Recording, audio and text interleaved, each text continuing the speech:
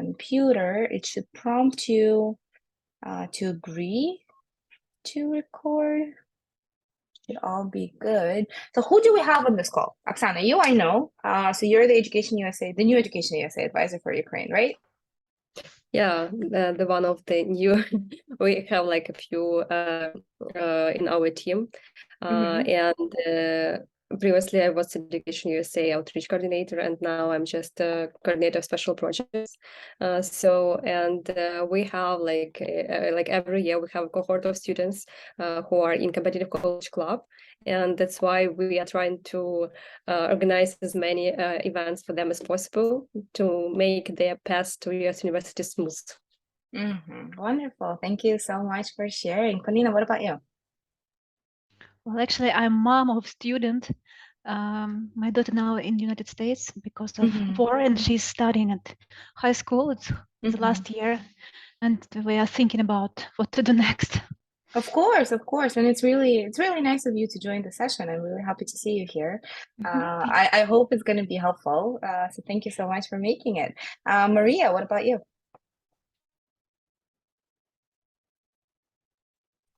Hi, I'm a student. I'm studying in Kyiv, but online, so I'm not actually in Kyiv.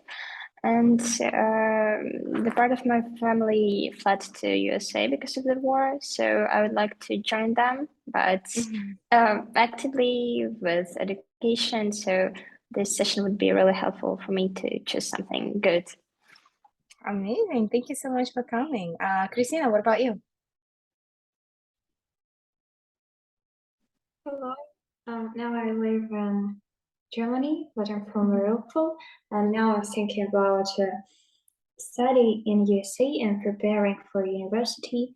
So I decided to visit this event. It's more information than I can find in TikTok or YouTube or something another. So wonderful. Thank you for coming. Denise, what about you? Hello. So can you hear me, right? Yeah. Okay, so I am a 10th grade student, and so right now I'm here because I'm kind of planning ahead to go into the university somewhere. And yeah, one of the big locations is the US. Wonderful. Thank you for sharing. Maxim?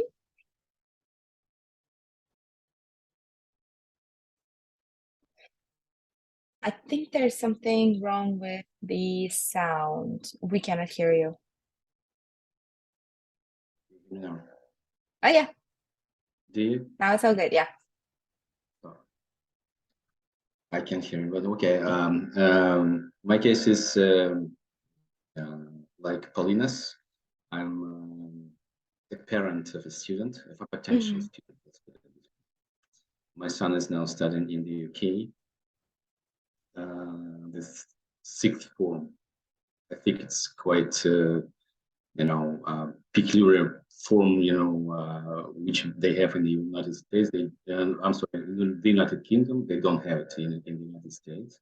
He's studying music, and my interest here is to find out possibilities and opportunities that exist in the United States, because I'm aware of many colleges that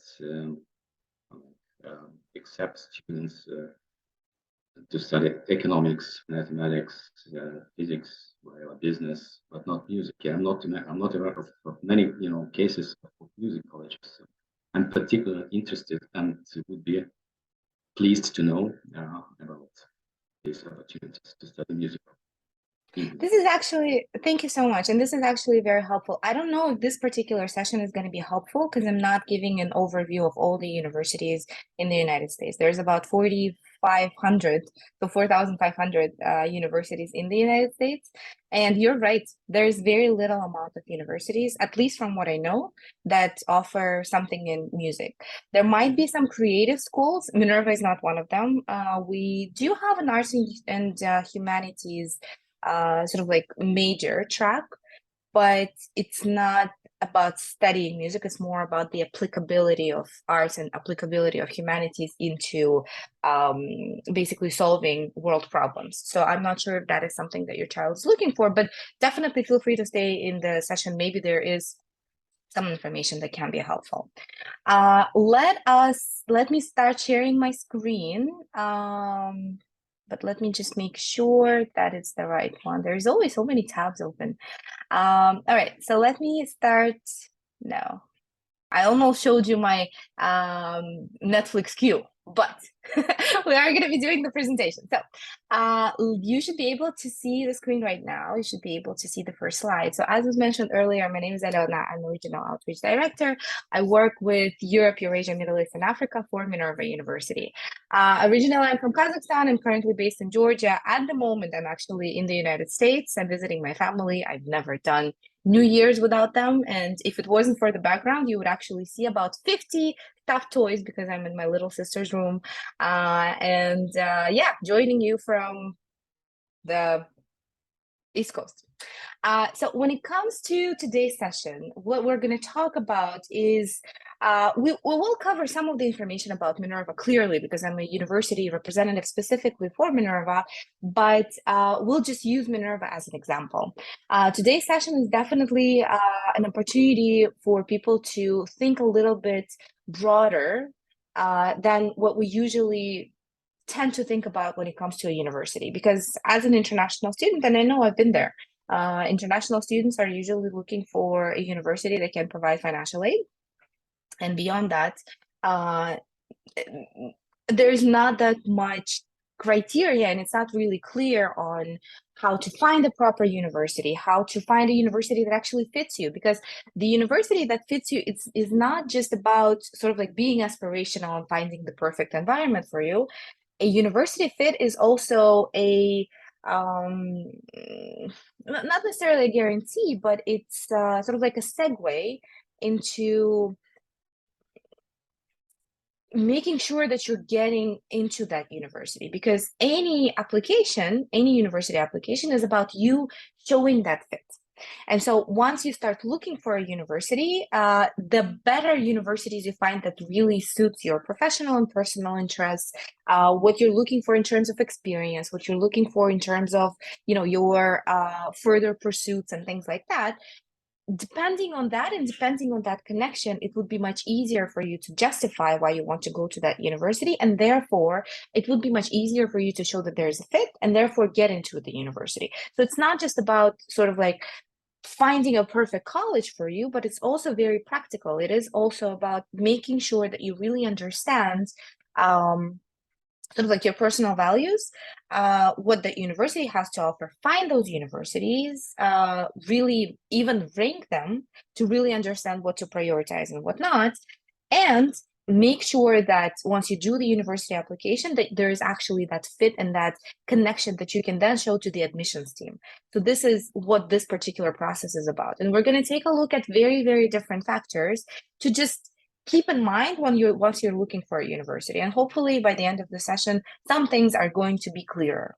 But as I mentioned, this is a workshop, so I do have a number of questions for the audience. And the first question that I have for everyone here is, why do you think it is difficult to choose a university? Because again, there is about 4,500 universities in the United States that provide an accredited bachelor's program and that are available for students. So why is it so difficult to choose a university, even to apply to?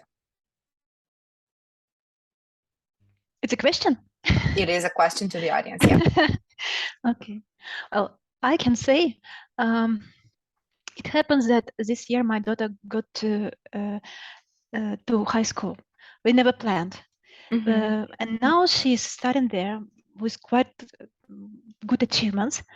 And she is interested in architecture. We were going to study in Ukraine, but not this year, probably. So we are looking for architecture and, if it is possible, macroeconomics, because in the United States, she understood that another big passion is macroeconomics. But she's now in Florida. And for me, because I am in Ukraine and I will be here, first of all, it's quite difficult just to choose from Ukraine which kind of universities, because I'm just Googling, getting this list. But of course, it's much more easier when she is there, because they have some common system, and she receives some proposals from universities. But also other things, like, for example, if she is studying in Florida, it's very important to understand, for example, there is no, you need to have a car, for example, yeah? If there a dormitory, where is it possible to live? Is Ukrainians allowed to work? Because I know that it's, in general, students not supposed to work, but sometimes for Ukrainian students, it will be necessary to cover their expenses, because for Ukrainian parents, it's not very easy. So for me, my question is how to choose the university with the topic we are interested in, and how to arrange all these bitaways, these common living questions that in normal life we could think about, but now no. That's a really fair point. So like when you're looking at a university, it's not just sort of like the academics that are of interest. There's a lot of things you should think about, and there's a lot of sort of like, as you said, basic human needs and basic logistics that need to be thought through. And you need to research the universities, and you really need to understand. And there's just a lot of those universities. There's just a lot of different things. And in a lot of cases, working with the students, what I'm seeing is it is tough for them to choose a university because they don't really understand what it is that they're looking for. They don't understand the type of the university experience they would want to have. They don't understand the type of the sort of like outcome that they would want to have. They don't understand the type of a living that they would want to have for the next 4 years. Does it have to be a big city? Does it have to be a small one? Do you want to have a car? Do you want to live in a dorm? Do you want to live in the city? Do you want to live in a campus? There's so many questions that the students are not necessarily thinking about, because and again, it's a very, very real issue when it comes to the financial aid. But once we have the financial aid sorted, what else is there? So this is, thank you so much for weighing in, Polina. The other question that I have for the audience, and perhaps you don't know the answer to that question, and that is completely fine, but I would love to hear your opinion on that. When it comes to university ratings, and we see that especially in the United States, there's a lot of different ratings, and you probably have seen that the same university would take different place in different ratings. So do we have any ideas on why that happens and how the university ratings are done?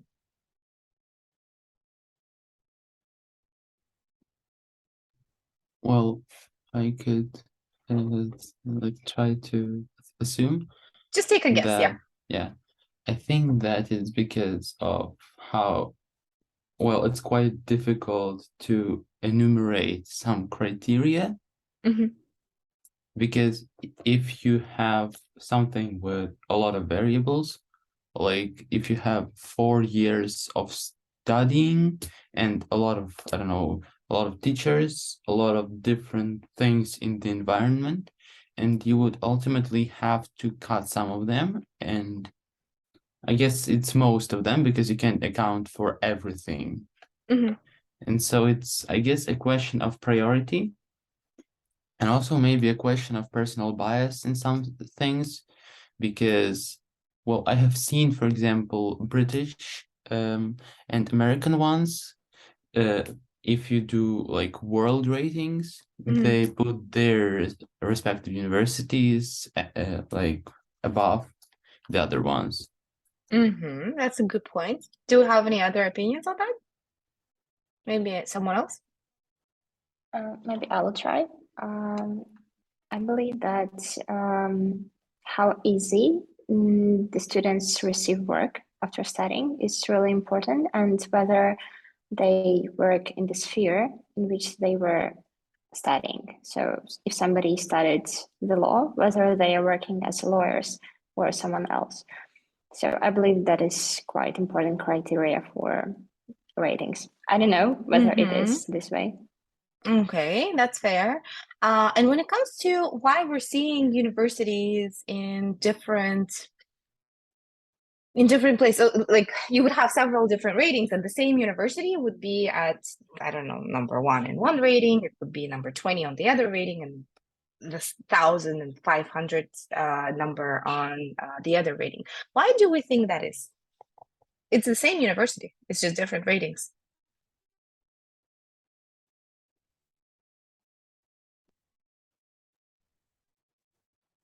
They could use different criteria. Because they use different criteria. That is exactly right. And this is one of the reasons why ratings are usually perceived more as an awareness tool rather than an official tool. What's important to understand is that there is a huge difference in the system between what we're used to in our region versus the United States. When it comes to our countries, what we have is a Ministry of Higher Education specifically, and that Ministry of Higher Education makes annual ratings of all of the universities. They have the same sort of like evaluation process for all of the universities in the whole country, and then they're making that official rating. The only entity that can make that official rating is a Ministry of Higher Education. When it comes to the United States, there is a Ministry of Education. There's not a ministry specifically of higher education. So there's no official entity that makes official ratings.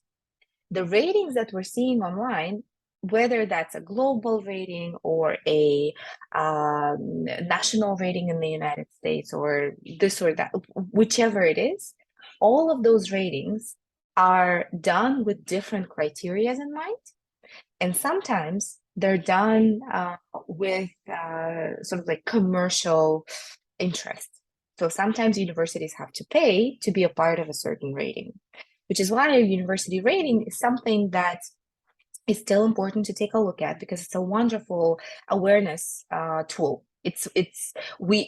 University in Minerva is not really a part of a lot of ratings, but universities do participate in those ratings specifically to make sure that students understand that in the United States there are other schools other than Harvard and Yale. We want you to know that there's very, very different universities. This is why we have people like me. And this is why we want to make sure that this information is out there and this information is available to the students. And ratings is one of those tools, but it's nothing more than a tool. And you are completely right. Different universities would use different criteria to do their ratings. Some universities will take a look at all of the, not logistics, what's the word? Like all of the conditions in which the students are living, the green grass on the football field, how many cuisines you have in your cafeteria, how many buildings you have that are historical, how many professors are doing tenure at the expense of the university, and many, many different things. Some of the other institutions would take a look at the alumni outcomes. Some of the other institutions would take a look at how many exchange programs and partnerships the university has. Every single rating has their own criteria, which is why you're seeing the different places for the same university in different ratings. And what we're going to try to do today is to prepare your own personal rating that will specifically be correct and right for you. For that, I have sent you a tool, which is the decision matrix. You should have received all of that in your email. I hope that some people managed to print it out. If not, you can just open up the document. I do encourage for you to start working in the document while we're going through the session. If you don't have the opportunity to do that, then just take a piece of paper and write down all of the what we're going to call factors just on a piece of paper, so that you have at least something to take out of the session. I will walk you through this particular tool at the end of the session so that you can understand how to make your personal rating, not by heart, but more by a bit more of a scientific approach. Now, when it comes to this particular document, what we're going to be focusing on in the live part of the session are the factors. The factors are basically going to be all of the personal criteria that you have. And what I'm going to do is give you an idea of many different things to pay attention to and to take a look at. Your job is to find the things that respond and resonate with you and then put them down as factors. So factor number one would be, I don't know, the type of a location. For example, I want to live in a big city. So that would be a factor number two. Factor number one. Factor number two would be, I want to make sure that the university offers need-based financial aid, and so on and so forth. So find the things that are important specifically for you. And then from that, we'll be able to move further. Now, the last question that I have for the audience for now is, what is the goal of a university? Why do we even go to a university in the 21st century where internet is available and there are so many courses like Coursera and I don't know, all of the other things? Why do we need to go to a university? What's the goal of it? That's a good question. It is. Well, I think it's partially about the community.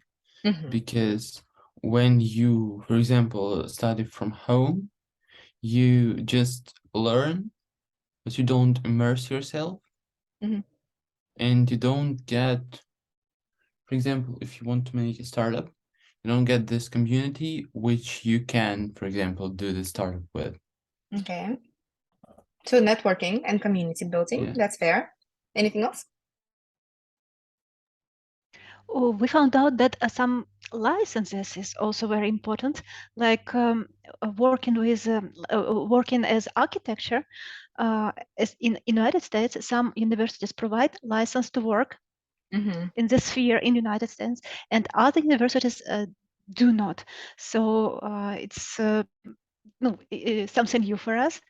But as I understood, if you are, you should be careful and know whether you were given this license for this particular country or not. That is very fair. And so license and certification, just in general, for you to be qualified to do the work that you want to do. All right, anything else?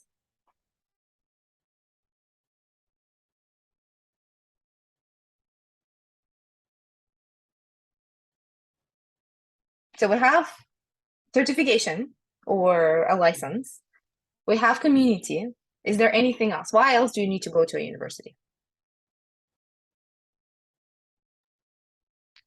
To be implemented in the system of this knowledge of study, because we cannot be a single scientist in some particular science. We are diving into the system, worldwide system, just to be a part of this professional worldwide system.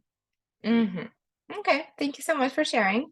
All of these are right, definitely. And the thing is that what I find with this particular question is the different audiences, people have different answers. And the reason why people have different answers is because people have different priorities. For some people, the most important thing about the university would be the academics, for example. And for a lot of students, they want to make sure that they're going to a certain university that provides them with a practical experience, or they want to go to a university that would allow for them to do a very unique double major where they would want to do macroeconomics and architecture. Some students want to go to a university that has, I don't know, a certain class size, and so on and so forth. And so we're going to walk through some of the things, and this is not the extensive list. Clearly, there's many more sort of like personal criteria that you might have.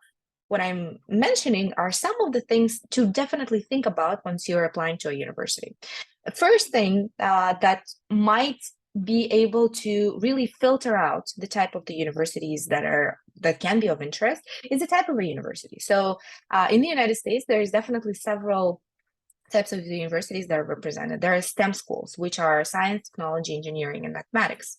There are liberal arts and sciences universities and colleges where the different first of all, when you start your education, you don't need to have identified a major that you want to study. You come to liberal arts and sciences universities without really knowing what it is that you want to do, and you have just a little bit more time to really explore different areas and different fields.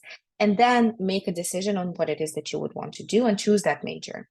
Liberal arts and sciences universities also tend to be a little bit more sort of like connected and provide a bit more of an integrated curriculum, so that the things you learn in one class would be referenced in another, and therefore sort of like making sure that students understand systems rather than just focusing on one area.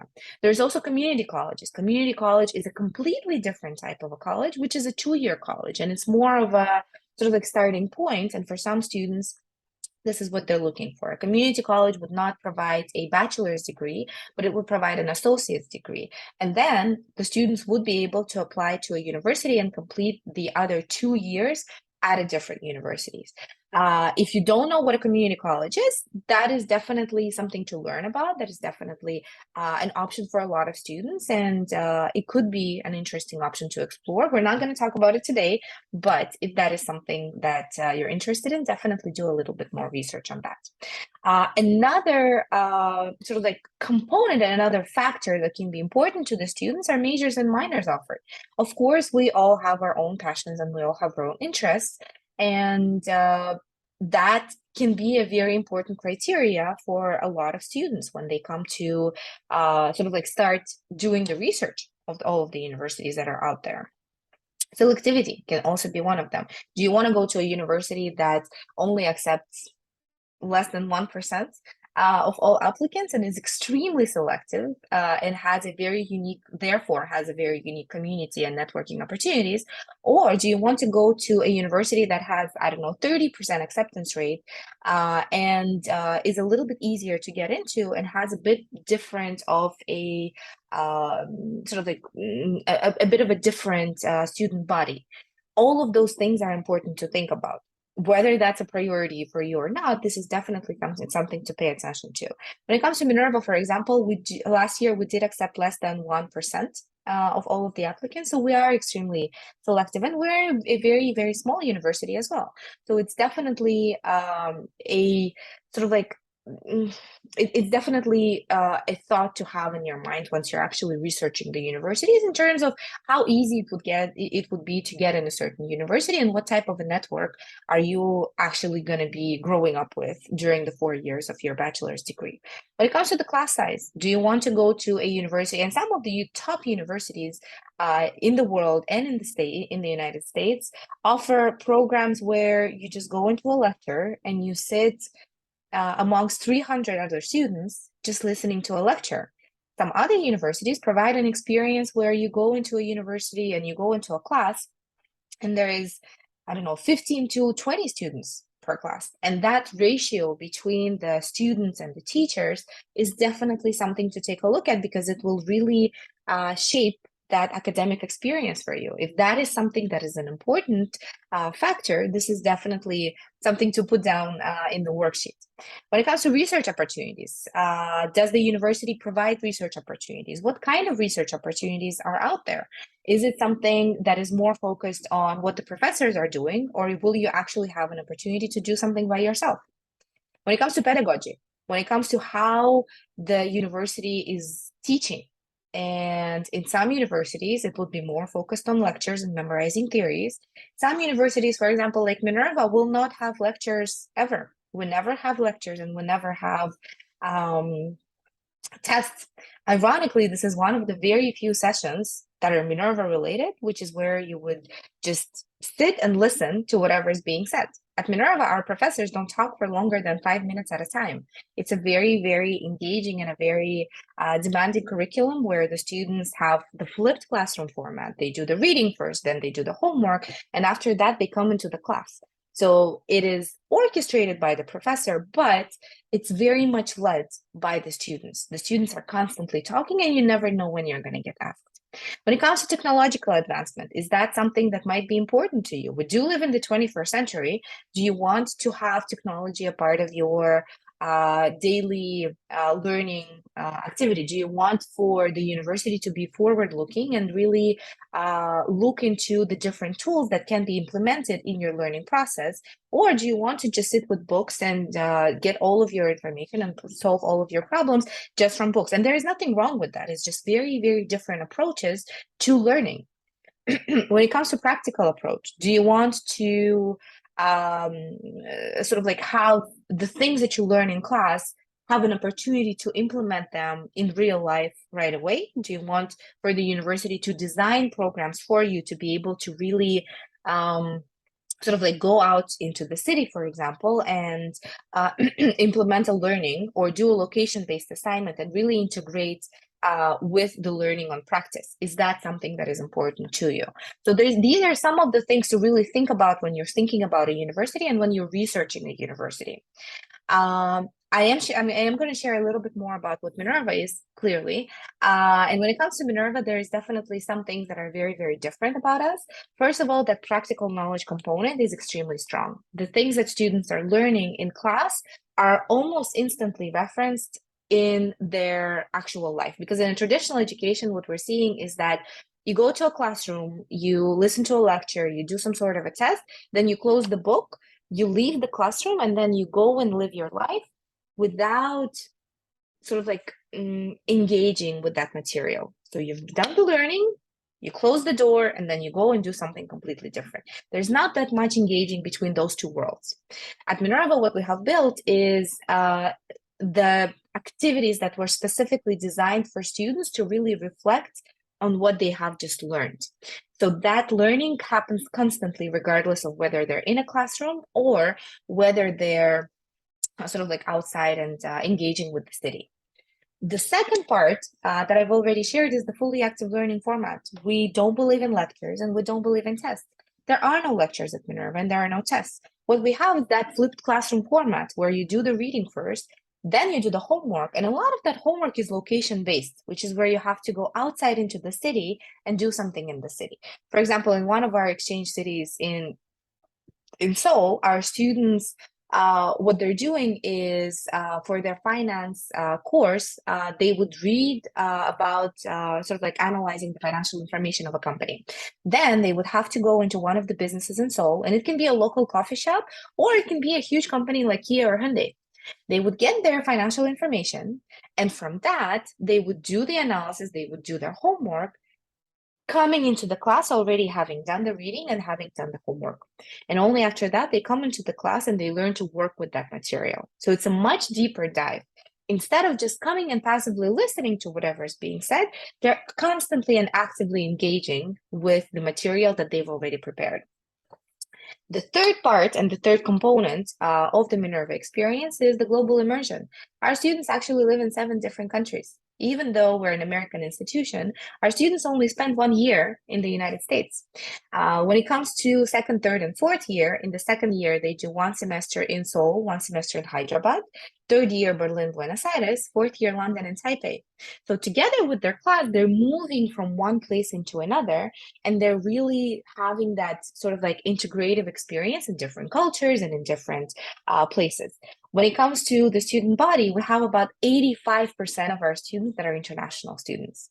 They come from about 80 different countries. So it's a very, very different approach to the ideas that are being discussed in the class and the backgrounds that the students are coming from and the learning process in general. Last but not least is the project learning. At Minerva, what we have is, as I mentioned, we don't believe in tests. So we put all of the learning in practice through those projects. This is how our students are receiving their grades. It's not that impressive that you can memorize something and pass a test to us. What we want to see is how you implement those learnings and those findings into your actual life and into the things that you actually care about. When it comes to, we talked about this, when it comes to the curriculum itself, the curriculum is also very different. And again, this is something to pay attention to, because in different universities will offer you different curriculum. Minerva's curriculum is extremely different from anything you would find in any of the other universities, even judging by the first year, because the first year, instead of focusing on sort of like introductory courses, so introduction to accounting, introduction to IT, introduction to, I don't know, economics, and so on and so forth, what we have are 4 courses that are focused on 4 things: critical thinking, creative thinking, communication, and collaboration. We have gone through a lot of research, and all of the companies are constantly talking about the fact that these are the 4 things that will make a human being successful in the 21st century. Success in the 21st century is a little bit different from what we've seen before. With the emergence of internet, it is believed that it's not as important to memorize things from a textbook because you have access to internet. What's important is for you to be able to critically think and digest and dissect certain problems, to be able to creatively think and creatively solve those problems, to communicate to the people around you, and to really understand the complex systems and how to interact in the world. And this is exactly what we're teaching to our students. There are theoretical and sort of like field-related aspects that are being put on top of those learnings in the cornerstone courses. We're not going to go deep into that. If you have any questions, definitely feel free to reach out to me. But what we're teaching our students is to connect different fields. And so we're asking them different questions for them to start understanding how things are built in the real world, focusing on these 4 things. When it comes to the majors and concentrations, this is something that students are choosing in the 2nd year of their studies. They would be able to choose from arts and humanities, computational sciences, natural sciences, social sciences, or business.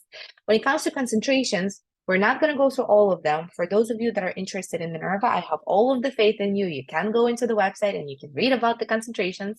But what is important to understand here is, first of all, it is possible to do a double major and a double concentration. It is possible to do a major and a minor. There is definitely very different opportunities for students to mix and match their interests and the things that they care about. Another important thing to understand about Minerva is the fact that we do not ask you what it is that you want to learn. We're asking you what problem you want to solve.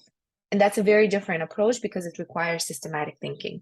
This is why all of our concentrations are not just one thing.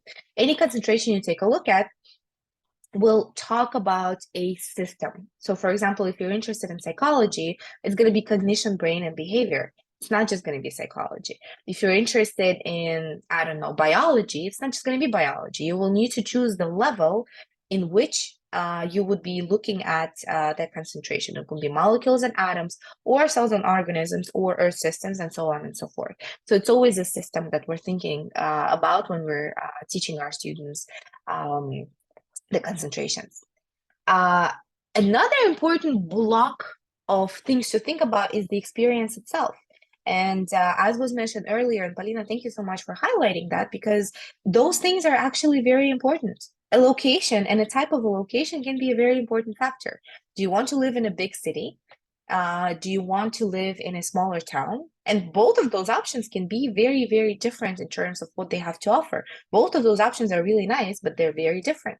When it comes to a smaller town, probably, and this is where I am right now, for example, I'm in Amherst, Massachusetts, and the whole town is basically academic. It has, I think, 2 or 3 large universities, and everyone who lives here is somehow connected to the university. So pretty much anyone who lives here is from academia. You have very, very little amount of distractions. You're really focused on your studies, and you do have people that are studying very different things. It's large universities with a lot of different majors and a lot of different people that want to study different things. I think, I don't know how many students they have in UMass, which is where my mom is studying at the moment. But this is definitely a very different vibe when it comes to that learning environment. A city experience would be very, very different. Yes, a city would have more distractions, but at the same time, it would probably have a lot more networking opportunities if you're looking to work in a business world, for example. Our students who are living in San Francisco would meet people that are working in Salesforce or Google while standing in a line at a grocery store. And they would then have lunches with them. They would go to conferences in, I don't know, EdTech or in the Silicon Valley in general, and they would volunteer in those things, and they would join the events, and that is how they would build their network. The level of safety is also very different depending on the type of the location. So there's many different things to think when you're thinking about a location. When you're thinking about a student life, how important is that to you? How many clubs do you want for the university to have? Is that something that is of importance to you? Is that something that you would want to do with your free time once you're actually done with your academics? How integrated do you want for the curriculum to be with the city? Some universities have very big campuses, and everything is in the campus. You have the medical centers, you have cafeterias, you have the football fields, you have gyms, you have labs, you have libraries, and so on and so forth. And everything is represented within that campus. There is really no need for you to go outside into the city because everything is provided. Or do you want to have more of a city experience, which is where you're constantly engaging with the city, which is where you're constantly engaging with the resources of the city, and you're actually learning how to use the resources of the real city? Those are two very different approaches.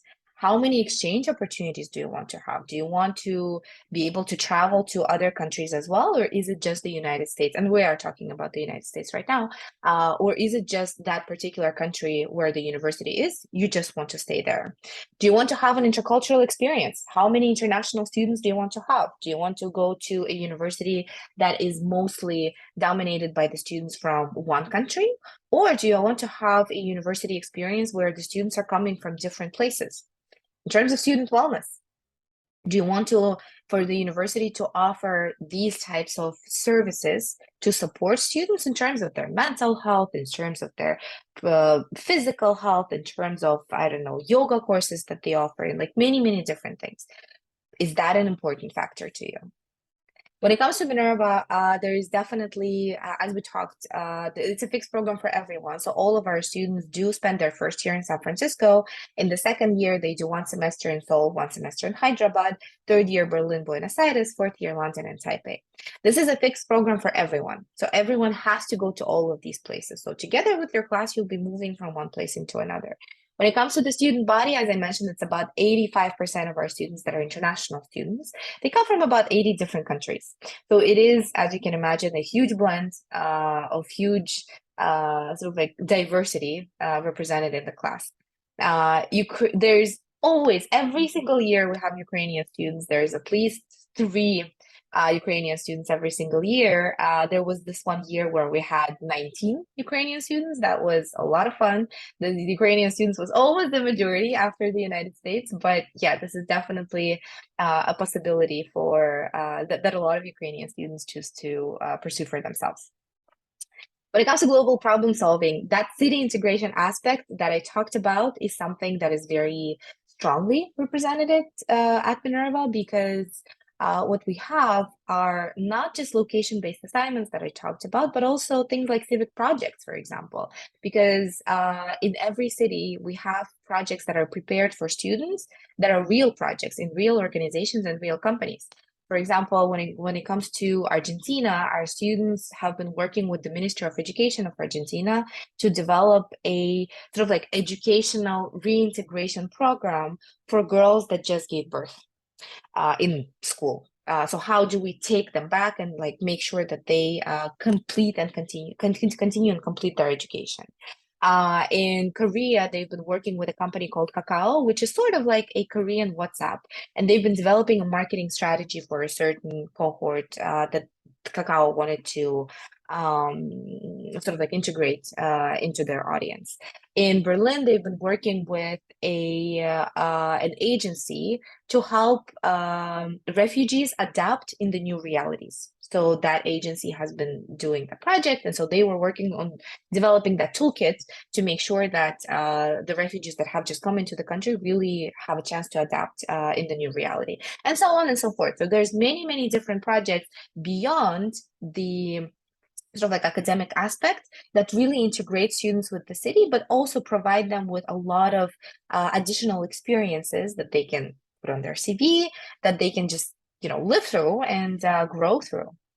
When it comes to professional development, again, is that something that is important to you? Is that something you would want to put in your little tool, in your little list? when it comes to coaching and talent development support, different universities would have different coaching and talent development support services. And as someone who used to work in HR, and I used to work in HR before I joined education, I know for sure that different universities for sure have different services.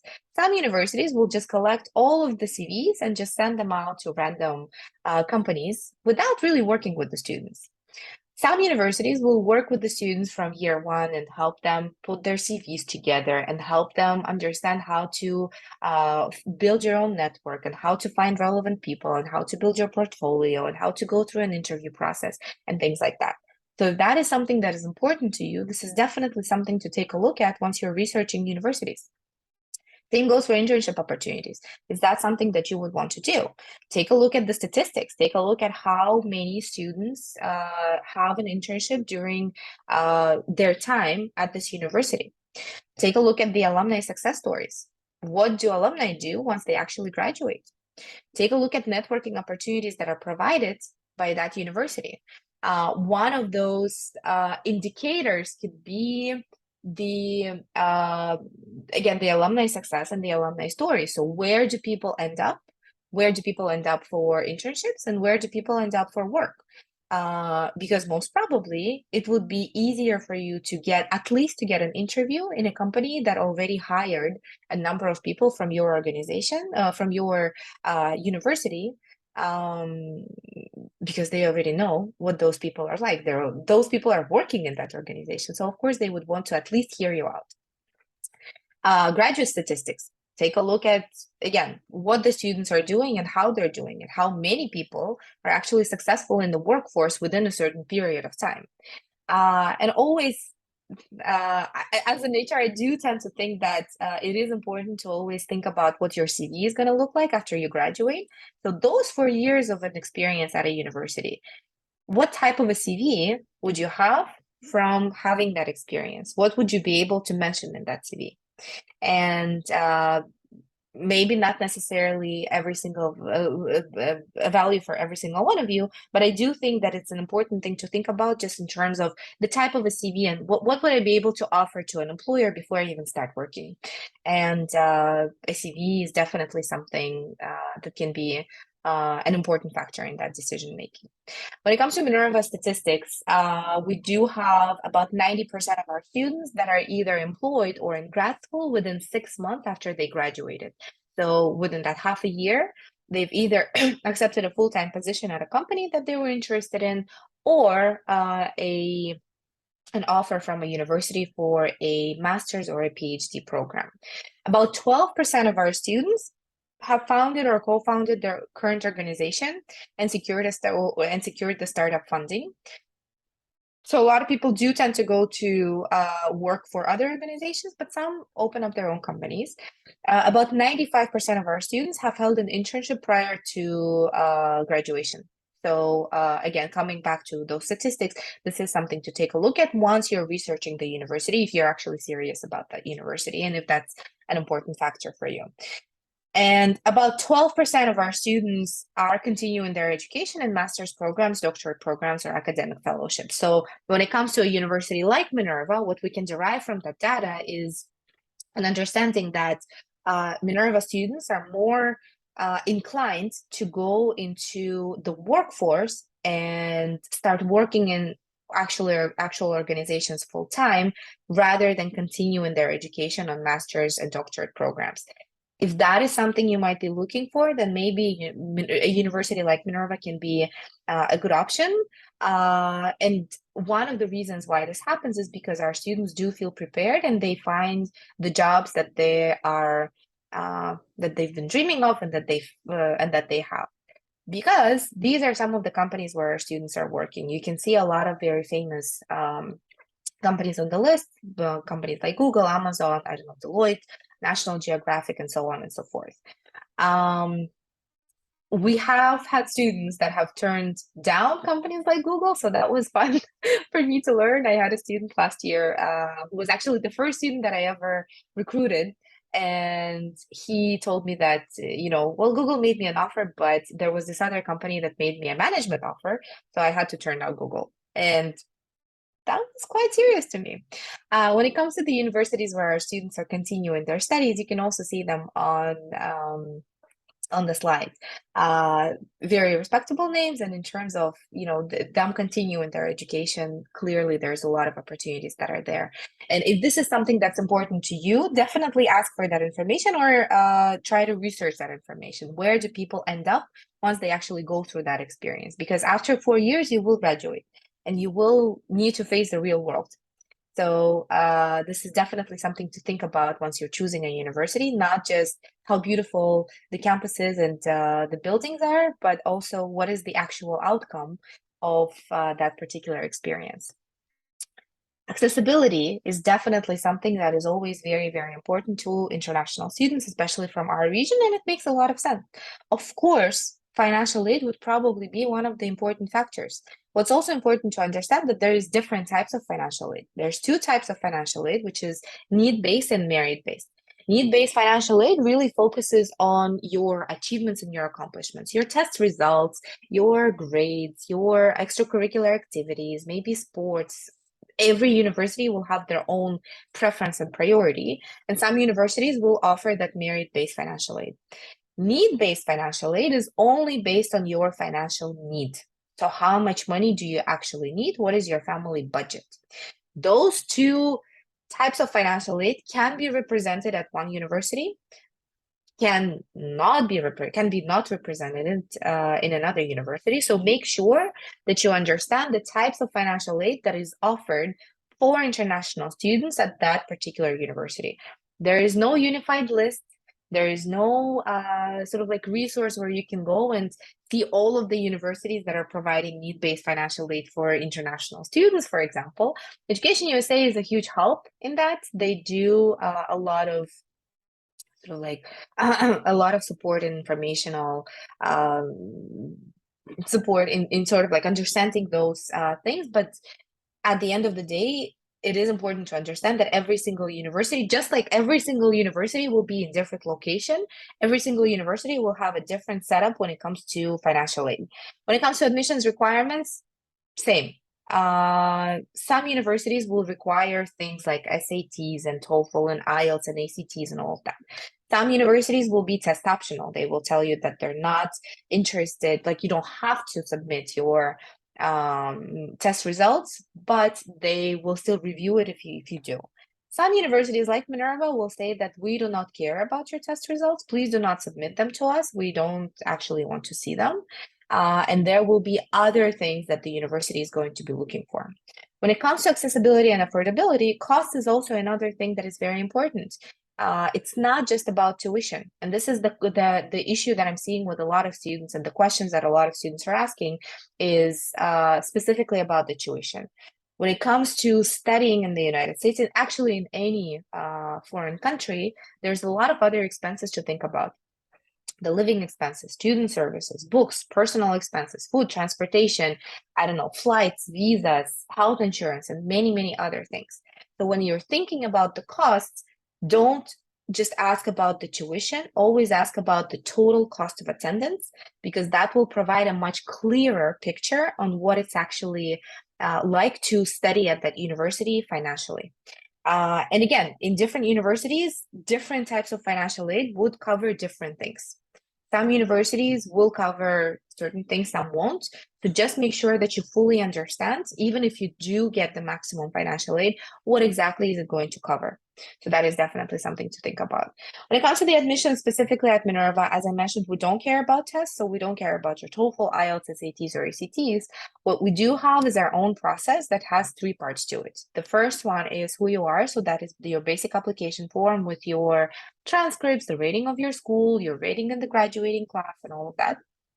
In the second part, we will want to see how you think specifically without preparation, which is why we have created a series of challenges which sort of look like online tests, and they really help us understand your raw thinking process, your logic, your creativity, your, how you make decisions, how you justify those decisions, and so on and so forth.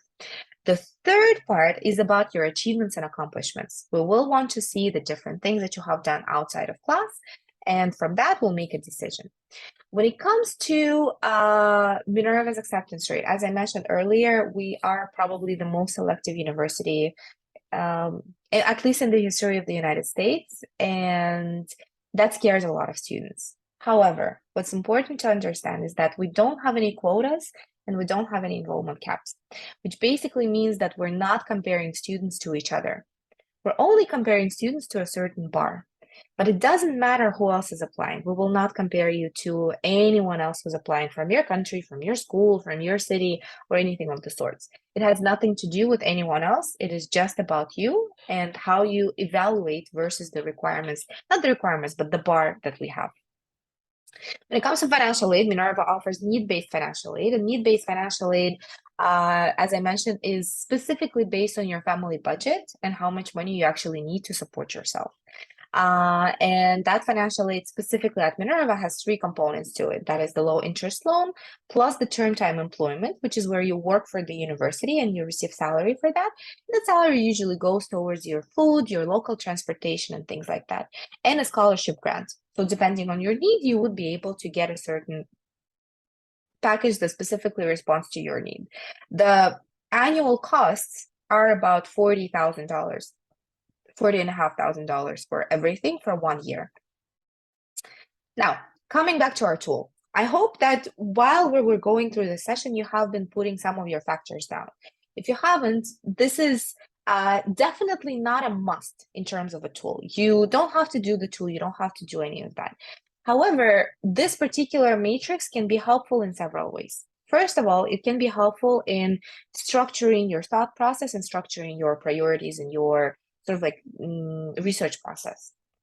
Second of all, these particular factors can be very helpful in terms of filtering the universities. What EducationUSA is trying to do and what universities want is for you to do your research and for you to really discover many different opportunities. It is a lot of information out there, and we know that there's a lot of information out there. So in order for you to structure it and filter it, it is important to really have at least some of those factors written down so that once you go into the website, and every website of every university will be different, but once you go into the website, you know exactly the type of the information to look for once you're actually doing all of that. The matrix is also helpful in a sense that it would be easier for you to, yes, make your own personal rating, but the reason why that rating is important is for you to be able to prioritize your process, your thought process, and your application process as well. Universities usually have several cycles in which you can apply. There's early decision or early action. There's regular decision. Some universities like Minerva have regular decision too. And so how do you prioritize that application process financially, in terms of the effort that you put in terms of the time that you put in, and so on and so forth? That particular tool can be really helpful in this sense as well. So this is why I will present you with the tool. Again, it's not a must, but it is a helpful thing to really have in your decision-making process. Now, if it comes to, when we come to the factors, it doesn't have to be 4 factors. It can be 20 different factors. It really is up to you. This is just an example, but it is helpful to have all of those factors lined down. And you can put them in a random order. They don't have to come from priority, because the next step would be for you to identify priorities for every single one of those factors. So once you have the full factors list put down, what you want to do is to rate, and number 1 would be clearly the number 1 priority for you. So you would have to rate the importance of those factors. So for me, for example, the exchange opportunities would be the priority number 1. I want to go to a university that really has that exchange opportunities, and I would be able to travel to different places, which is actually what I did when I went to the university. The second important factor for me would be the financial aid, and I want for it to be need-based because I'm in a certain financial situation. So for me, that is important. The third one would be the location. And for example, I'm looking for a city. So I would be putting down the fact that I'm looking for a city experience. So that would be the third most important factor for me. And the fourth most important factor for me would be the class size. So you do want to rank them. And after you have done that, what you want to do is start putting all of the universities that you have researched, any university that you come across. Again, you can look at the other ratings for the names of the universities. You can go do Google search. You can do, I don't know, so many different things. Go to EducationUSA and look at, where other students are applying. Many different options. But putting all of those universities together on a piece of paper can be very helpful to really structure that information. So the next step that you want to do is put all of those universities into the first column. The next step would be to score each of the universities based on that particular factor. I want to go to a large university, but a university number one, let it be, not a large university. I want to go to a university in, let's say, New York City. And let's imagine that university number one would be Minerva. Out of all of the universities that I have chosen, this one would probably be, I don't know, NYU something, and NYU, the New York University. So for me, that would be a priority number one in terms of that score, specifically in that particular factor. A university number one would take, I don't know, the third place because it's in San Francisco or Chicago instead of New York City. And for each of those, you would need to rank that particular university amongst that particular factor. The next thing you want to do is simple arithmetics. You want to create a rating for each of the ones. So you just multiply the priority number for the factor multiplied by the score. You do that, you have your final number. The final ranking of each of the universities would just be adding up all of the results that you got for each of the ratings. Last but not least, what you want to do is to do the actual priority of every single university. The way that you do that is you find the university, you look at the final numbers. So for university number one, that would be 22. For university number two, that would be 35. University number three, 21. University number four, 40. And university number five, it would be 32. The university with the lowest ranking would be your priority number one. It would be your choice number one because it has the lowest number. From this approach, we see that I should prioritize applying to university number three. Not because I think it has a pretty campus, not because my friend wanted to go there, but because in accordance with all of my factors that I was looking at, this is the university that responds to me the most. And so this particular tool will probably help me understand that the next university that I should prioritize is university number three. In terms of the next steps, and I know that we're not really taught to do that, and I know that we really want to come to someone who will just give us a whole list and do the job for us. Unfortunately, there is nothing else to do except for doing your own research. There is just no other way. Believe me, I've tried. There is no other way. You just need to go into every single university's website. You need to go into every single source to really learn about that university. You really need to go into the different tabs on that website. Look at the academic programs. Look at the financial aid, again, specifically for international students. Look at the admissions requirements. Look at any items that you put on your list, and really make sure that you understand the structure of the university. My additional advice is to definitely start following social media of the universities that you're interested in, simply to make it a part of your daily life, so that you can see the updates that are happening to the students. Because a lot of those stories that are highlighted in the on the website, on the social media, are not going to be highlighted on the website. What we have on the website is the structure of the academic programs, the structure of the rotation cities, the financial aid structure, and so on and so forth. But it doesn't really talk about what students are doing on a daily basis. It doesn't really show what the dorms are looking like. It doesn't really show the civic projects that I was talking about, that our students in San Francisco were working in the Chan Zuckerberg Foundation, for example, and many other things. These are the things that will be highlighted specifically on social media. So my advice is to definitely follow social media and just make it a part of your daily life so that it sort of like stays with you, and you're starting to understand the context, the language, the priorities, because you will start seeing how different universities speak different language in a sense. Go to university events. There's a lot of different university events, and we're constantly holding them. If Minerva is of interest, I would be more than happy to share and to send the invitation to our events for students to learn. One of those events is actually going to be held on Sunday by a Ukrainian student. She's going to do sort of like a regional overview of the university and have a Q&A session with herself, basically. And as a Ukrainian student, she will be more than happy to share her experience.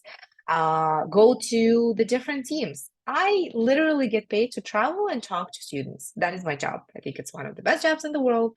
And this is definitely something that I literally get paid to do. So use us as resources. In every single university, you will have people that will be more than happy to communicate with you and share and help you understand the model. And in some universities, that will be a part of the admissions team. In some universities, it will be a separate team. But definitely look for those people and ask questions.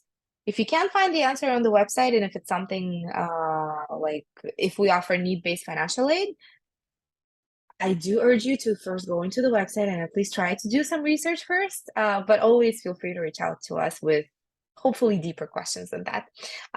You can also ask to be connected to actual students. We're more than happy to do that. And in the majority of cases, universities have students that are either working for the outreach team or are just happy to share their experience. And if you can get a chance to, can get a hold of alumni, this is definitely an opportunity to use as well.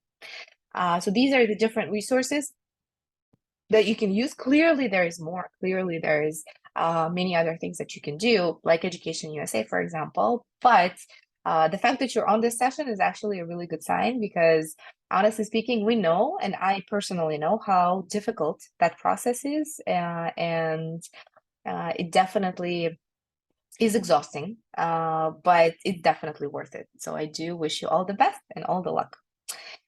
Happy to answer any questions that you might have. If you have any, hope this was helpful.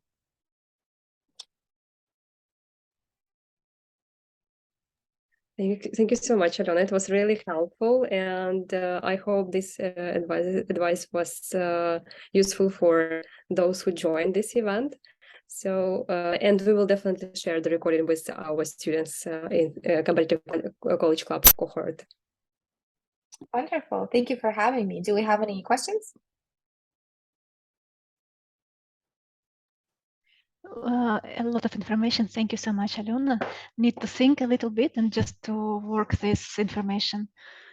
Of course, of course. Well, feel free to reach out to me, and thank you so much for having me. I do wish all of you best of luck. And yeah, Oksana, I'll be sharing the recording once we are done.